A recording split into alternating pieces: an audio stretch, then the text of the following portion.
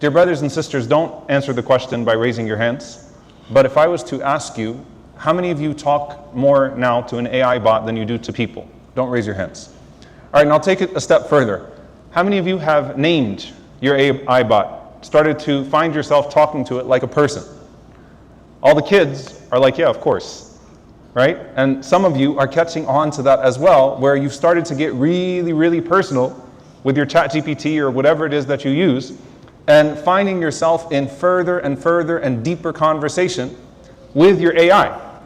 Now, here's the thing that I want to connect that back to. A lot of times when we address that subject, we talk about it from the perspective of the damage that it causes to human relationships because you're not talking to people anymore. Why do you need to talk to people anymore? We're talking about it in the Signs of the Hour series. Why do you need an imam anymore? Why do you need to ask a sheikh? You can just ask your ChatGPT. We're talking about the social awkwardness and the echo chamber that we used to think was deeply problematic online, where at least there were other people, or 60% of them were people and 40% were bots, but at least there was someone you were talking to, and now it's getting tighter and tighter and tighter, where you're essentially talking to a creation of yourself, or so it feels like.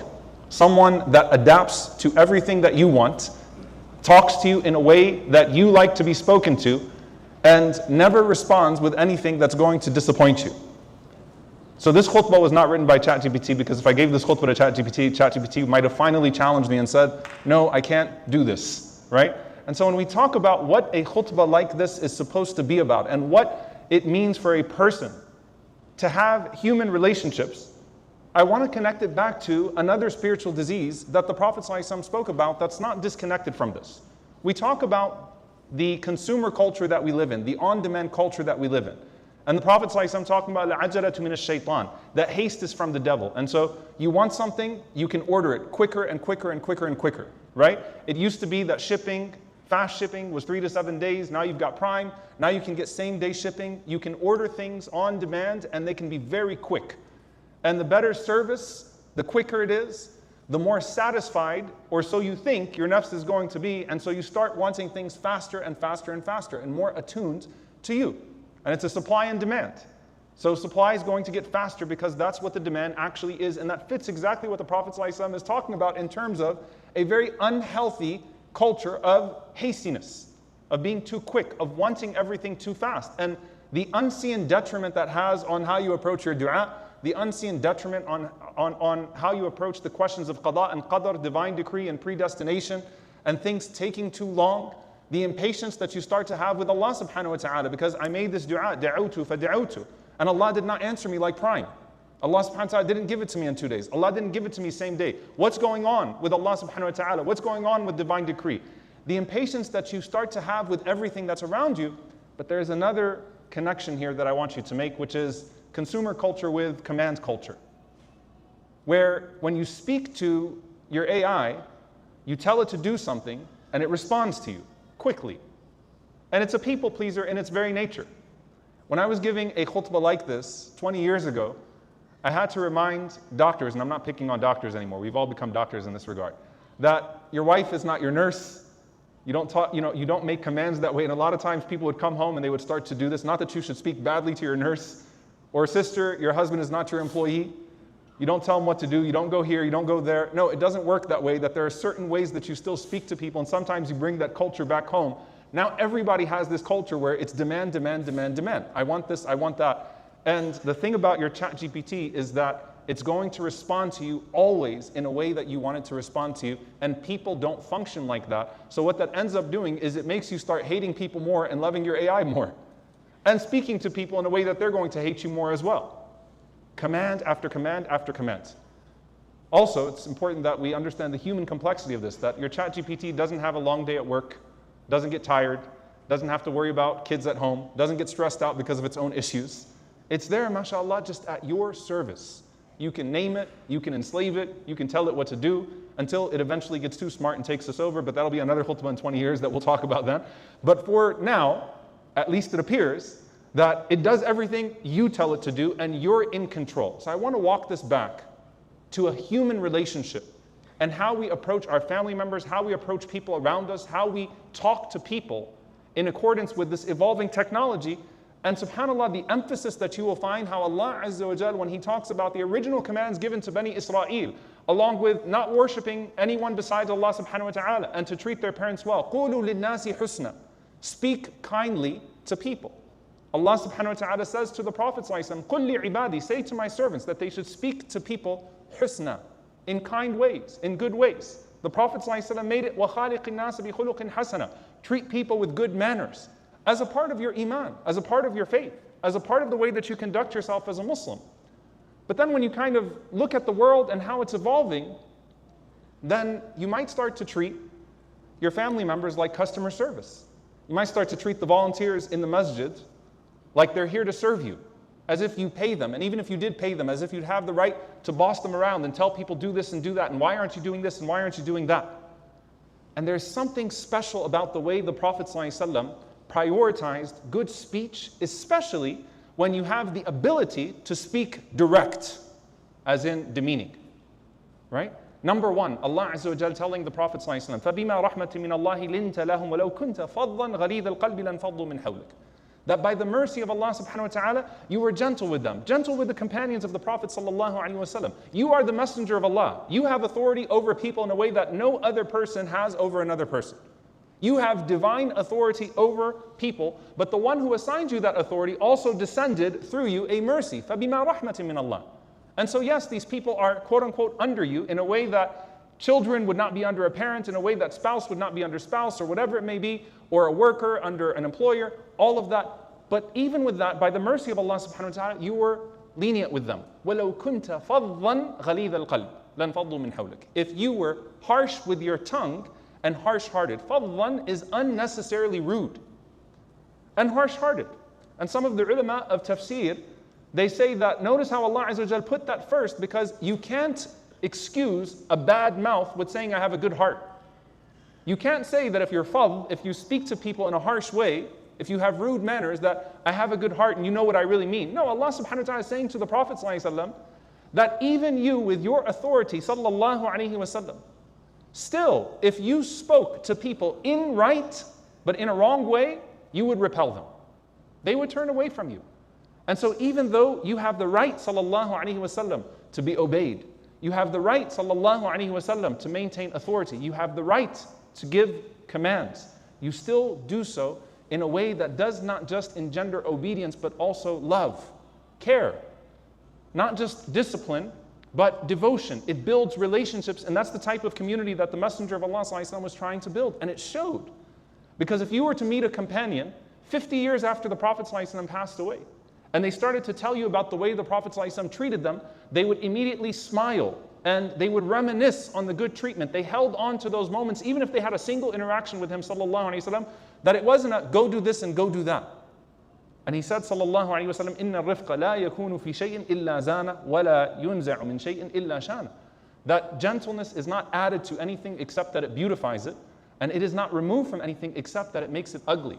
So you want an ugly home? Then you speak to each other in commands. You want an ugly community?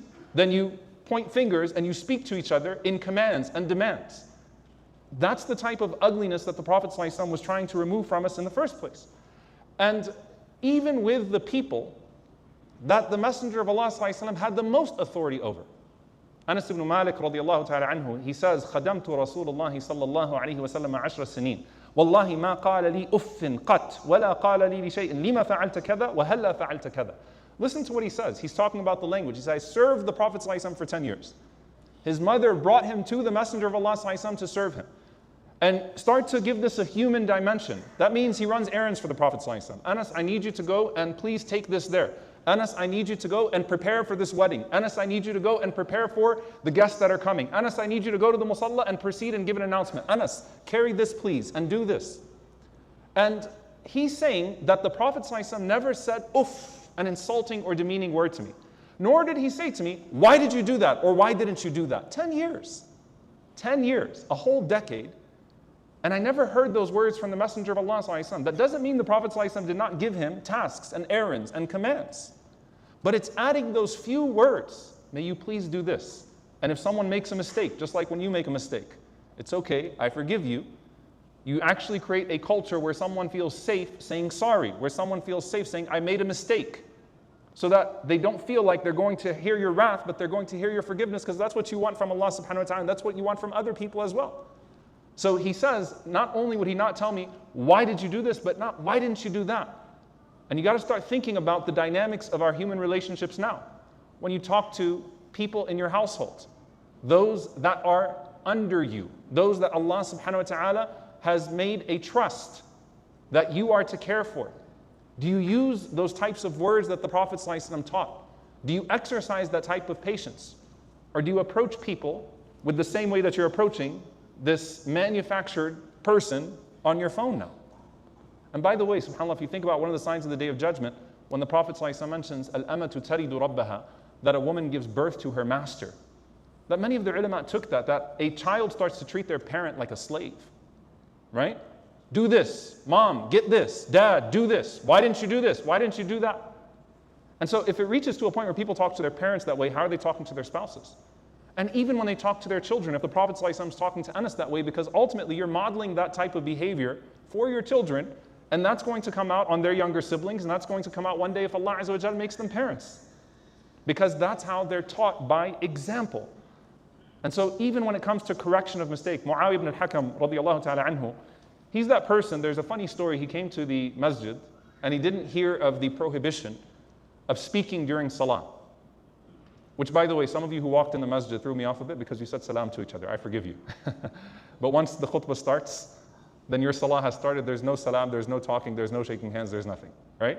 Muawiyah ibn al-Hakam, so you have to correct. Muawiyah ibn al-Hakam walked in, he had to be corrected. Got in the salah, someone said, Alhamdulillah, he said, Yarhamukallah. He thought he was being courteous, right? And no one responded. So he said, what's wrong with you? And the guy didn't respond, right?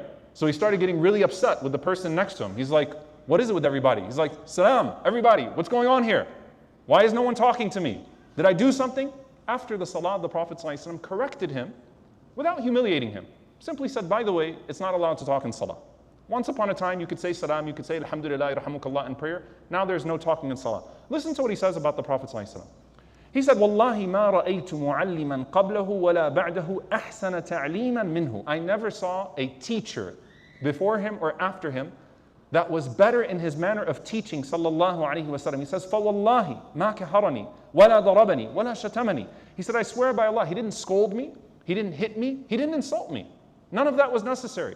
And he still got the point across, sallallahu alayhi wa sallam. So you think about that when you are assuming a mu'allim position, a teaching-like position, with someone who's learning not just from what you're telling them to do, but how you're telling them to do it, how you're correcting them, how you're guiding them.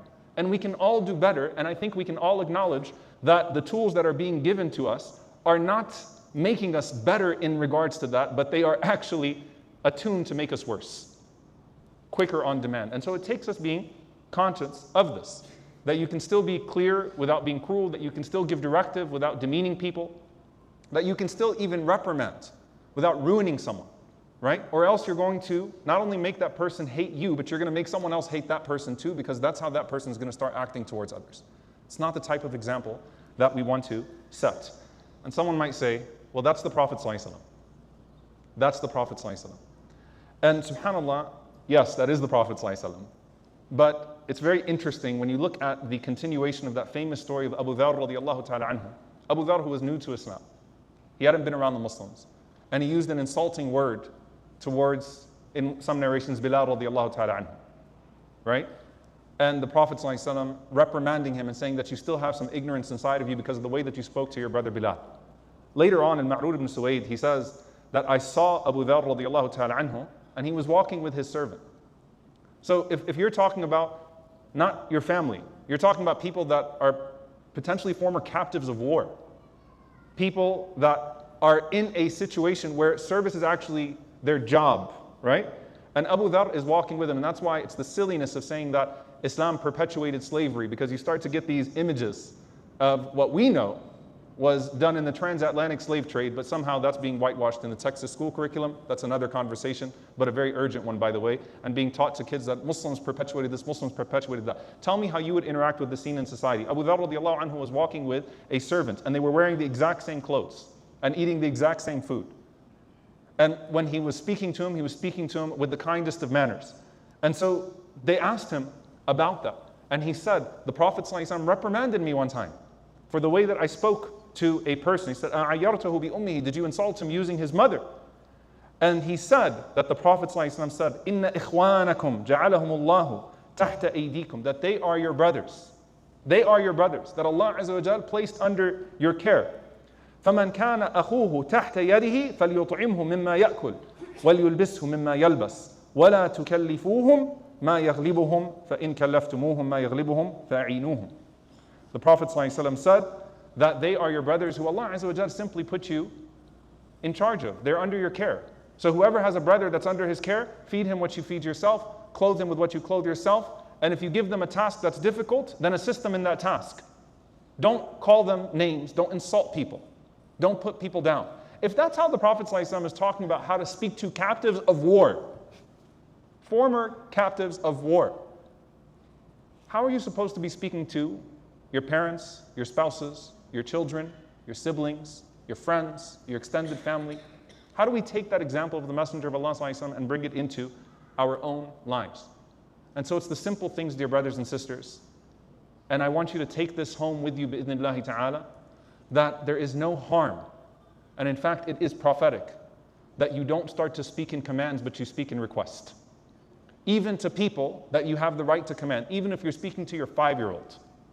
Teach them kind words when you make requests. Teach them what reprimand looks like that is not going to break someone. And we can all do better with that, bi'idhnillahi ta'ala. And yes, we have the ultimate standard of the Prophet ﷺ that we're always going to fall short of. No one's ever going to talk about us the way Anas radiallahu anhu spoke about the Prophet ﷺ, and that's okay. No one's ever going to speak about us to that level because none of us will ever be like the Prophet ﷺ to that extent. But this is the message that we take, and this is the lesson that we learn. And as we treat people, we want to be treated that way, and we want Allah Azza wa Jal to show us that grace. We ask Allah subhanahu wa ta'ala to make us people of big hearts and kind tongues, and we ask Allah subhanahu wa ta'ala to make us people that speak to other people in a way that's humane, in a way that's pleasing to the Divine subhanahu wa ta'ala. We ask Allah Azza wa Jal to allow us to channel the sunnah of the Prophet ﷺ to those that are closest to us. And we ask Allah Azza wa Jal that when we depart from that or for any shortcomings, that we are corrected in only the best of ways. Allahumma ameen.